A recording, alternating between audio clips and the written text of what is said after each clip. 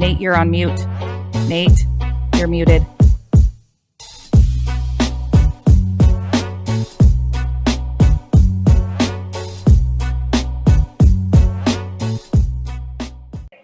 Happy Saturday, everyone. We're back with you for week 2 of the NFL. I'm Jen.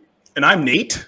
And thank you for joining us. Live coming at you from Mexico. We are not live, but we're coming at you from Mexico. We're recording from Mexico. We're on vacation.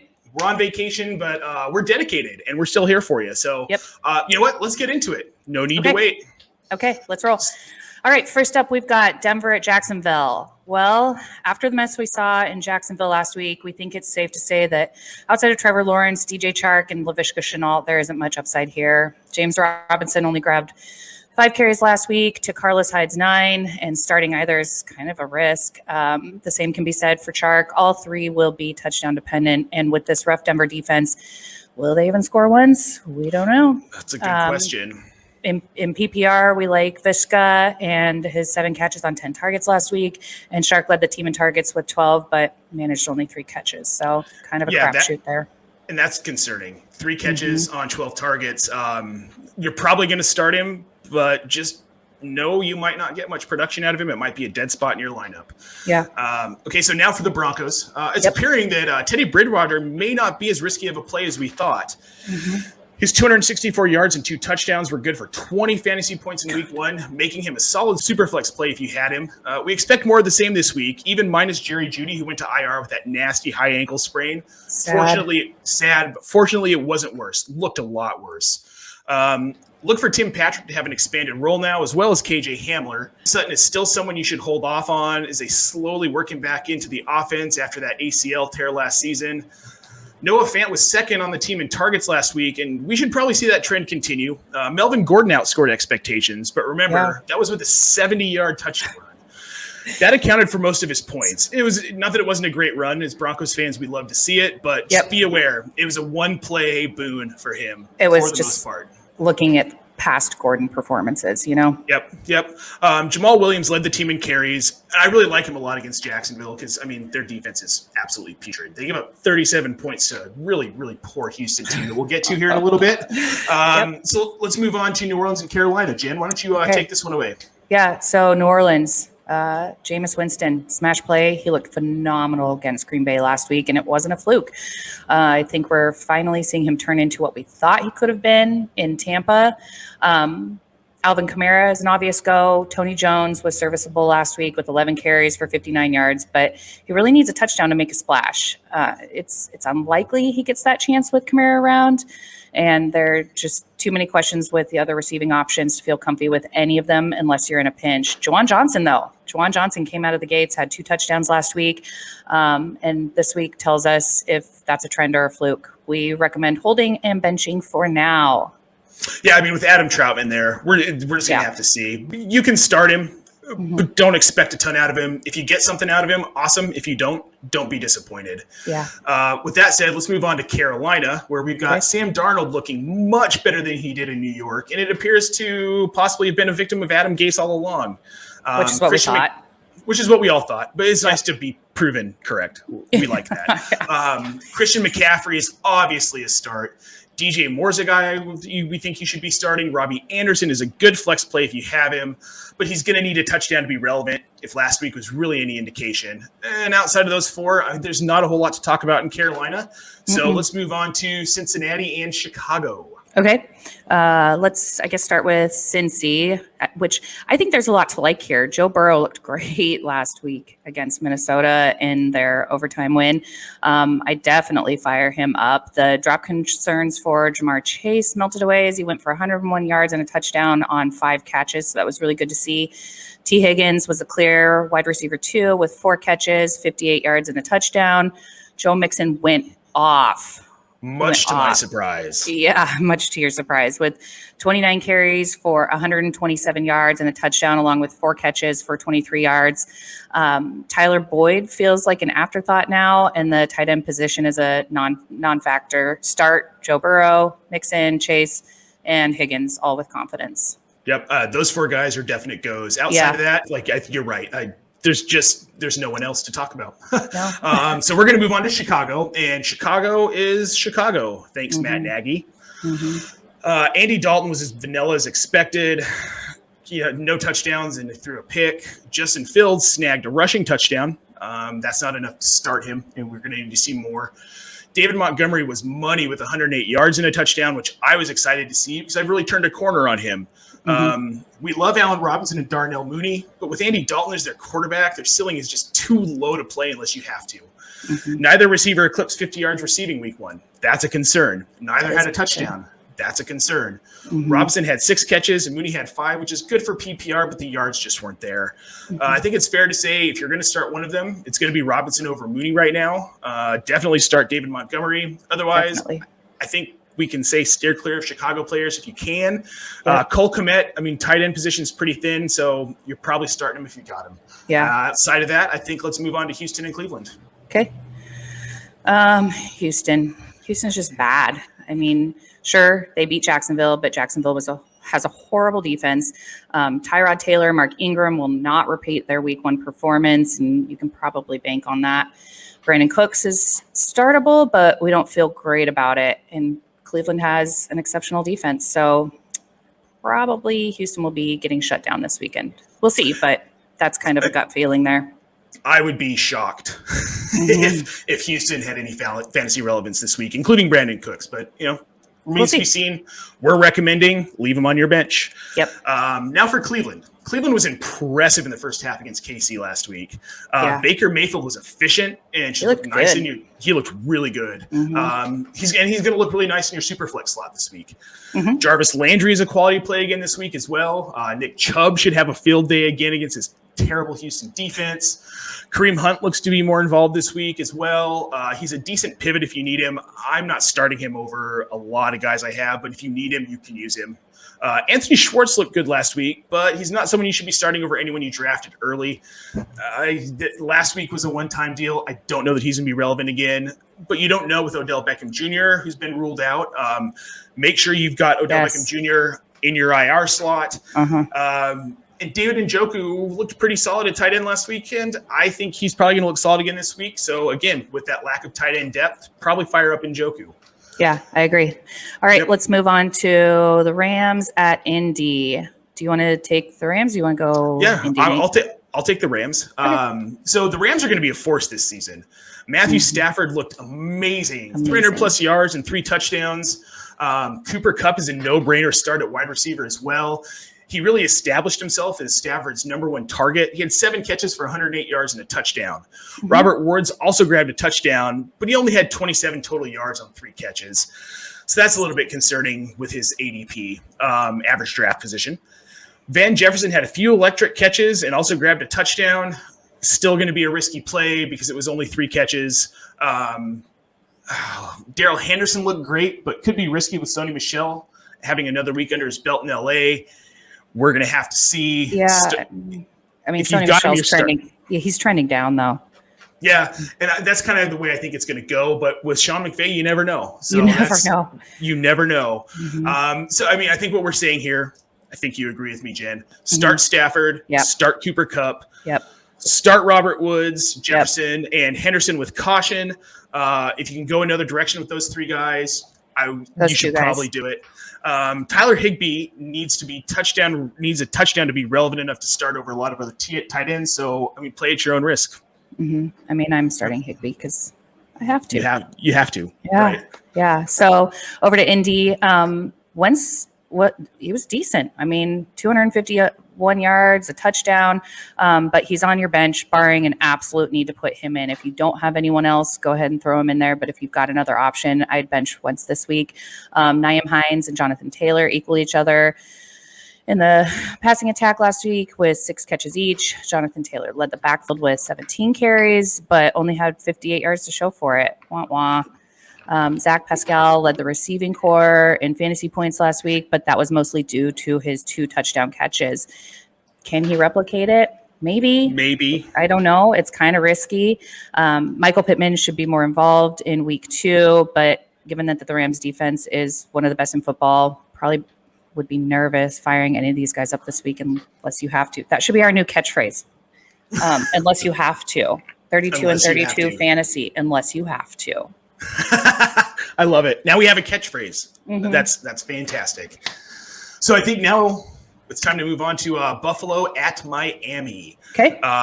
The Bills certainly got handled by Pittsburgh last week. Josh Mhm. Allen was still efficient, but he just didn't produce like you would expect a QB1 to produce. Mhm. But fear not, Pittsburgh has a very solid defense. Miami is not in the same class. Allen will show why he was drafted early and often. Start him. The Buffalo backfield, though, is a mess and something you should probably steer clear from if you can. Zach Moss was a healthy scratch, which we said we didn't think there was going to be fantasy value in Zach Moss last week, and we were right. Devin Singletary had 11 carries for 72 yards. Could he do better this week? Maybe. Do we recommend starting him, though? Only if you have to. Only if you have to. Stephon Diggs is a go, obviously. Gabe Davis is a risky flex play. He's touchdown dependent. Same with Cole Beasley. I mean, really the only two smash plays here for Buffalo are Allen and Diggs. Yep. Agreed. Yep. Miami got super interesting with the news about Will Fuller away from the team. Indefinitely. We don't know. We have no idea. Coach Brian Flores was non-committal about what's going on with him, whether or not he's returning at any point this season. So don't forget to bench Will Fuller if you have him out there. But that elevates Devontae Parker. He's now the number one target for Tua. And that said, this offense doesn't appear to have anyone you really need to start. Mike Gesicki, Myles Gaskin, Malcolm Brown. They're all very touchdown dependent. It's hard to recommend starting any of these guys over guys you probably took earlier in earlier rounds. So caution is the word of the day with pretty much anyone in Miami. Yep, and time will tell. I think there's a chance that Tua Sure. becomes more fantasy relevant later down the road, but for right now, if you don't have to start him, don't. The New England Patriots and the New York Jets, rivals, division rivals. Heading into week 2, I kind of feel like we nailed Mac Jones. He was efficient and productive, looked phenomenal. Jonnu Smith is still a smash play at his ADP. Yeah. He's a guy you're going to be starting. Damian Harris proved his worth in the New England offense. Nelson Aguilar outscored projections thanks to a touchdown grab. Will that happen every week? We hope so, but we don't know. But he's somebody you're probably going to want to start. We still don't know a lot about what this offense is going to be, but our guess is by midseason, it's a boon for your fantasy football rosters in some spots. For now, you need to be slipping Jones into your super flex slots. Damian Harris is a safe play at running back. James White has potential to be an under the radar points hog. The rest of this team is very touchdown. Yes, but the rest of this team is very touchdown dependent. So, I mean, play at your own risk. That will change as we get deeper into the season. Yeah, as we get to see Mac Jones unfold and spread his wings, we'll obviously know a lot more. Yes. So I think now we should move on to the Jets. Yeah. I think I talked about the Jets last week. What's to love here? Not much. I mean, Corey Davis led the team on receiving, and he's probably someone you want to be starting, of course. Zach Wilson seems to have found comfort in Davis, and that's important. Do you want to start Zach Wilson? Nope. The backfield is a huge question mark there. There's zero faith to be had in Tevin Coleman or Ty Johnson right now. Until we get a bit deeper into the season, don't start any of these guys outside of Corey Davis if you can avoid it. Unless you have to. Unless you have to. Okay, yep, nailed it. So let's move on to San Francisco and Philly. Okay. Yeah. I mean, I think this matchup is really interesting. Philly has a solid pass defense, and there are a lot of questions about the San Francisco passing game. Brandon Ayuk has lost the confidence of the coaching staff, as stated by Kyle Shanahan. Deebo Samuel seems to be the man right now, but also we just don't know. Shanahanigans. Yeah, true. This is a hard team to read for us at 32 and 32. We cannot, in good conscience, recommend starting anyone here unless it's an absolute must. We know you blew a ton of fab on Elijah Mitchell, and we'd like to say that was smart, but only time will tell there. Yeah, I did not blow any fab on I Elijah didn't either, Mitchell. but I know a lot of people who did. So yes, so do I, and hopefully it pays off for you. We're going to see that back. I mean, Trey Sermon is probably going to be active this week. I mean, hopefully. Let's see. We'll see what happens. Now, Philly's a different story. Jalen Hurts went off and is showing his value on your fantasy roster. You're going to want him in your lineup. He kind of looks like Lamar Jackson 2.0 with a little bit better arm. I'm excited. Dan Turner, you're welcome. Yep. I'm eating my words from last week, Dan. Yes. And Dan, I'm sure, loves it. Yes. Devontae Smith is a star in waiting too. Jalen Reagor was efficient, snagging every target that came his way. Impressive. Miles Sanders didn't eclipse 100 yards rushing on 15 carries, but his 4 catches and 38 yards were very helpful. The upside here is incredible. That said, the San Francisco defense is stout. Yeah. Hurts will get his. Miles Sanders will get his. Devontae Smith will get his. Start these guys. Yeah, I like that. Yep. All right, so on to Vegas and Pittsburgh. Okay. Things got interesting in Vegas yesterday. Josh Jacobs will be out this Sunday, which means Kenyon Drake now becomes someone you should probably be rolling out this week. He'll be the RB1 there. Darren Waller had 19 targets last week, solidifying our opinion that he is the primary target for the Raiders. Outside of that, start Edwards and Bruggs at your own peril, really. Yep. Yeah, and I think that pretty much sums up Vegas. Not a ton to be excited about there. And oh boy, the Steelers. There was a lot of fantasy disappointment last week here. Big Ben threw for under 200 yards, and he only had 1 touchdown. Najee Harris was underwhelming in his debut with 58 rushing yards, no touchdowns. Deontay Johnson led the team in targets, managed 5 catches, but for 38 yards and 1 touchdown.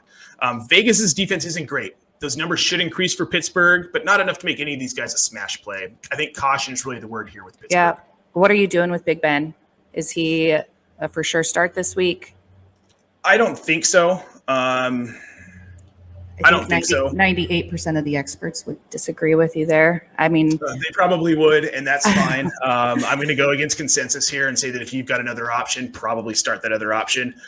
If you've got Big Ben rostered, though, you probably don't have another option. So yeah, that's me in one of my leagues. He'll be starting for me.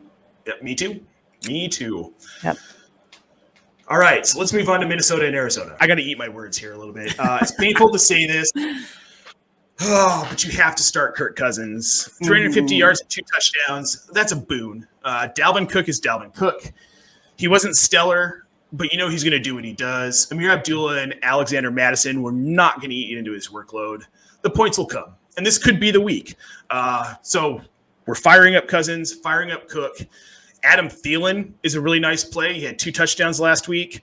You can count on him snagging one probably most weeks, and that's points. It isn't sexy, but a win is a win. And let's hope this week Justin Jefferson shows a return to relevance as well.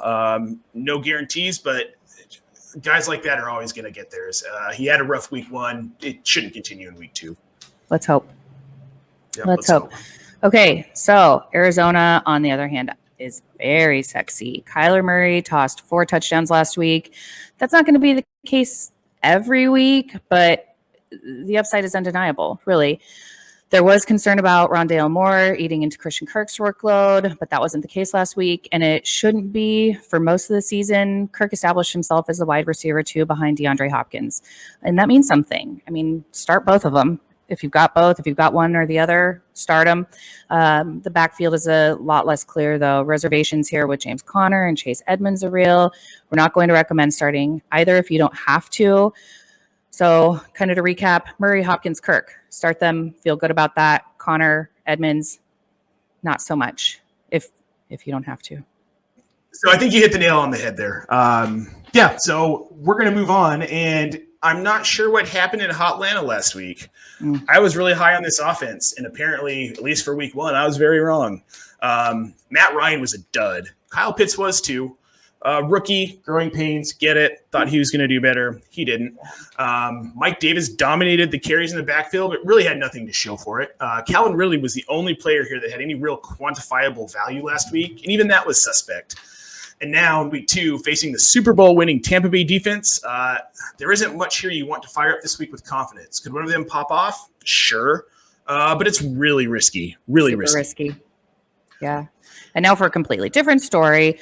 This is the same offense that plowed through the NFC last season, player for player, with a full season of chemistry under their belt, led by arguably the best QB to ever set foot on a football field. The questions at running back are many. So Ronald Jones and Leonard Fournette are 2 dudes that we're probably going to bench if we can. Chris Godwin is a smash. Gronk, at least for this week, based on last week's performance, is a smash. Mike Evans seems to be out in the cold, which is super disappointing for anybody who has him, including me, in several spots. But I'm probably still gonna start him. We'll see. Antonio Brown does not. Giovanni Bernard has some sneaky breakout potential, but I don't think that's a discussion for this week. We'll have to look at him this week and circle back next week to see how he's done. Obviously, start Tom Brady, Chris Godwin, Gronk. Outside of that, hold those guys you have rostered and wait to see what they can manage this week. Yeah, and I mean, you're probably going to be starting Mike Evans because of his draft capital. Just be aware that it could be another dud of a week for him. Yeah. So let's move on to, hopefully not, but all right, well, let's move on to Dallas Cowboys and the Los Angeles Chargers. Okay, Dak is back, baby. Everyone's super excited to see this. He had 400 plus passing yards and 3 touchdowns last week. He's an obvious start. Michael Gallup is on IR, so that make sure he's on your bench or in your IR slot. And that means that Amari Cooper and CeeDee Lamb get a huge boost. Like, they needed it. I mean, CeeDee Lamb looked great last week. Cooper obviously looked great. And it appears like the Cowboys have moved off the run game for now. So Zeke is a wait and see guy, which just hurts my little heart. But hurts my heart too. Yeah, especially since he went so early in drafts. But anyways, given his draft capital in every league, that's tough. But this feels like a wait and see moment for Zeke and Dak and how they're going to work together moving forward. And the Cowboys can't sling the ball forever, so we'll see. Tony Pollard has seen a lot of hype, and it could come to fruition, but for now, I'd say bench him. And then Blake Jarwin and Dalton Schultz seem to have canceled each other out. That said, tight end is a tough position to gauge, and there isn't much depth fantasy-wise. If you must, Schultz seems to be the smart play here. Yeah, he seems to have separated himself a little bit from Jarwin. We'll see if that continues. Yeah, definitely. Yep. Oh, man.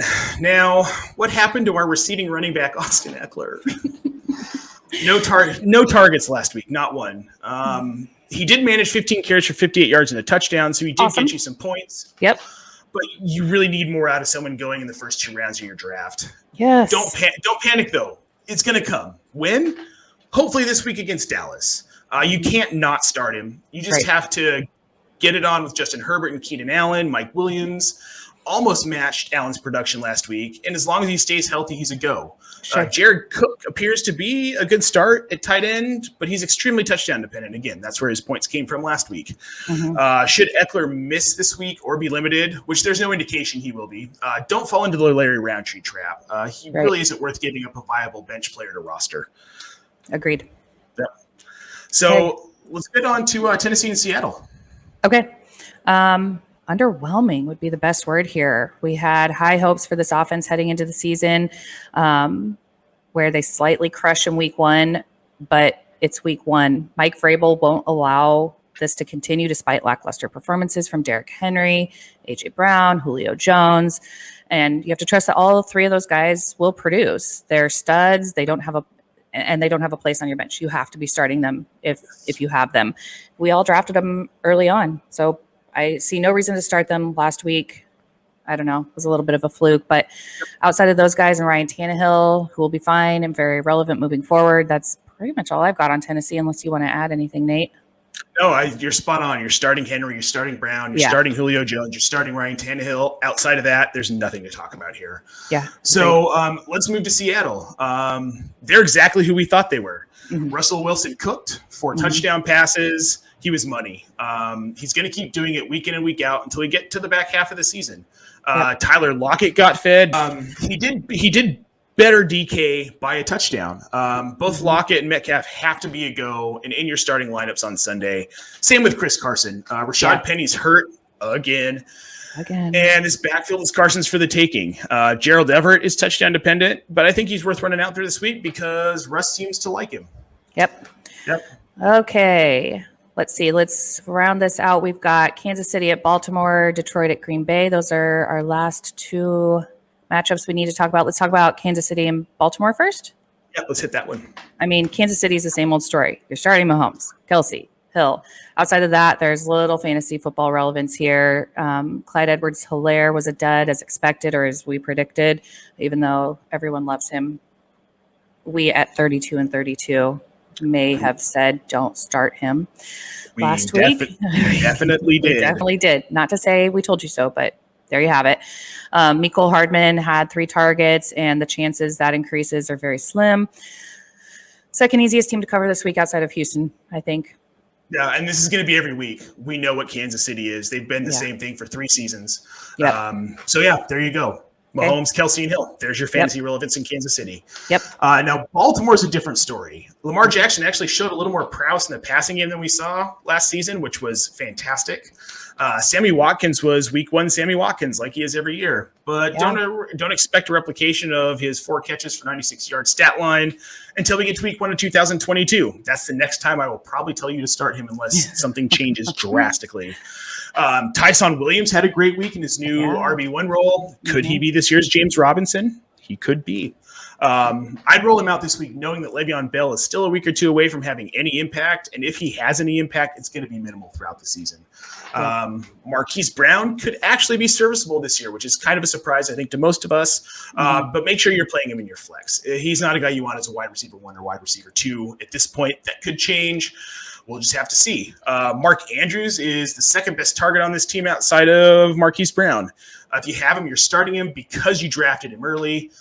Feel good about it, but be okay with 1 more week of disappointing output here. It'll get better, though. It'll definitely get better. This is a team on the rise. Yeah, I agree. Yep. Okay, our final team that we are talking about, our final matchup, not team, we're talking about 2 teams, Detroit and Green Bay. Detroit was a pleasant surprise last week, and I crapped on them, and they proved me wrong. So good for them. While they didn't run the ball much, Jared Goff was surprisingly efficient, and he's an amazing flex play if you've got him. DeAndre Swift was a pleasant surprise as well after a lot of offseason questions. It appears as though the running back split between Jamal Williams and Swift isn't so bad. Swift had 12 targets on Sunday, and you love to see it. I would love if DeAndre Swift would actually do something. That would be great because I talked a lot about him in the offseason. So it appears like he's going to. He's turned into a really good target in the receiving game. Love to see it. Yeah, and if they can split the workload all season and continue to produce, I'd say watch out. You're obviously starting TJ Hawkinson because you drafted him early and often, as you should have. Outside of Hawk, Swift, Williams, and Goff, not much more to discuss here. Quintez Cephas and Amon-Ra St. Brown, I don't know. Will they have the targets? I don't know. The targets seem to be going elsewhere. Yeah. Could have changed that. Yeah, absolutely. It could, but we'll see. And could it be this week against Green Bay? Probably not. So I'd hold on to them on your bench for just another week and see how they do. Yep. So now for Green Bay. Man, Aaron Rodgers that whole team was so disappointing last week. But don't forget, Aaron Rodgers is the reigning NFL MVP. He's going to do what he's going to do. Yeah. He had a weird offseason. Was he going to retire? Was he going to get traded? That definitely had to have affected him week 1. I expect him against Detroit to have a big rebound game. Same with Devontae Adams. Same with Aaron Jones. Those are guys you're starting. You drafted him early. You're going to start him. A.J. Dillon's a guy I'm still not on.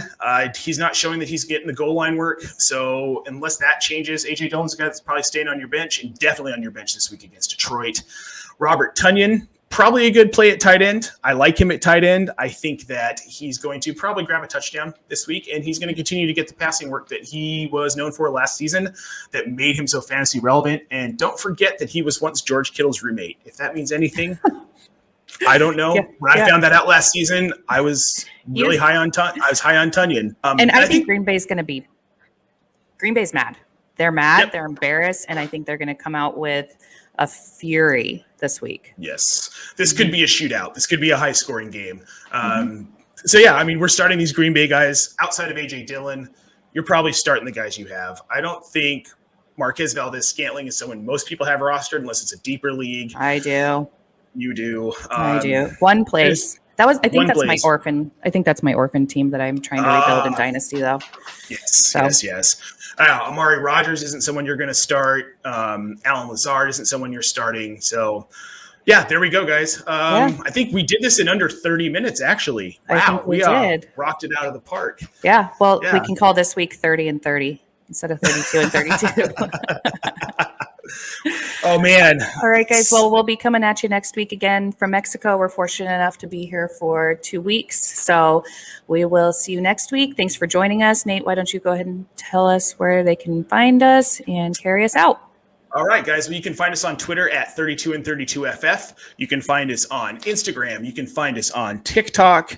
You can find us on Anchor and your favorite podcast platform. We're working on getting on everywhere. Right now, we're definitely on Spotify for you. Well, Apple and CastBox are taking their sweet time getting us approved, even though they've had our content for almost 3 weeks now. So yes, we're working on it, guys. We're working on it. Yes. And definitely make sure you find us on YouTube and subscribe, where you can find us. You can also find our guy Dave Cruz every Tuesday with his waiver wire reports. That's where we're at, folks. Thanks for tuning in, and we'll see you next week.